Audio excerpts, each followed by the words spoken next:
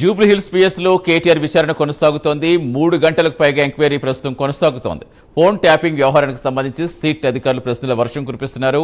ఆధారాలు చూపిస్తూ సిట్ ప్రశ్నలు సంధిస్తోంది.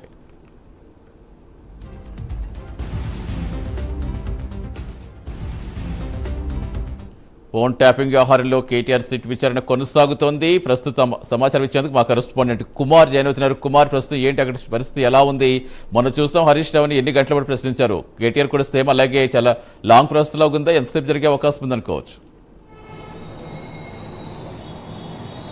Thank you Satish. అయితే ఫోన్ ట్యాపింగ్ కేసులోని కేటీఆర్ ఈరోజు విచారణకు అయితే హాజరవ్వడం జరిగింది. అయితే ఈరోజు 11 గంటలకు విచారణ అయితే హాజరయ్యారు. అయితే 3 గంటలుగా కేటీఆర్ని సిట్ అధికారులు అయితే ప్రశ్నిస్తున్నారు. ముఖ్యంగా ఫోన్ ట్యాపింగ్ కేసుకు సంబంధించి ప్రశ్నల వర్షం కురిపిస్తున్నారని తెలుస్తుంది.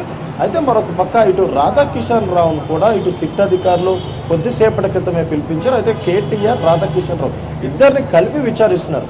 ముఖ్యంగా ఫోన్ ట్యాపింగ్ని అడ్డు పెట్టుకొని రాధాకిషన్ రావు ఎలక్షన్ సమయంలోని బీఆర్ఎస్ ప్రభుత్వానికి ఏదైతే ఎలక్ట్రల్ బాండ్స్ అంటే 12 కోట్ల విలువైన 1,00,000 బాండ్లు ఇటు బీఆర్ఎస్కి సంబంధించి ఆయన చేయించారని తెలుస్తుంది. ఈ నేపథ్యంలోనే ఆ బాండ్స్ ఏ విధంగా చేయించారు, ఏ వ్యాపారవేత్తల్ని బెదిరించారనే దానిపై పూర్తిగా విచారణ అయితే కొనసాగుతుంది.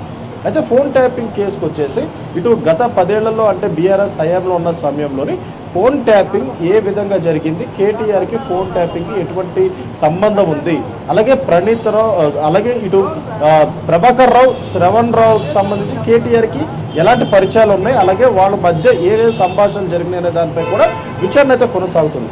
అయితే ముఖ్యంగా ఫోన్ ట్యాపింగ్కి సంబంధించి అయితే గతంలో చూసాము ఎస్ఐబిలో పనిచేసిన అందరినీ విచారించారు.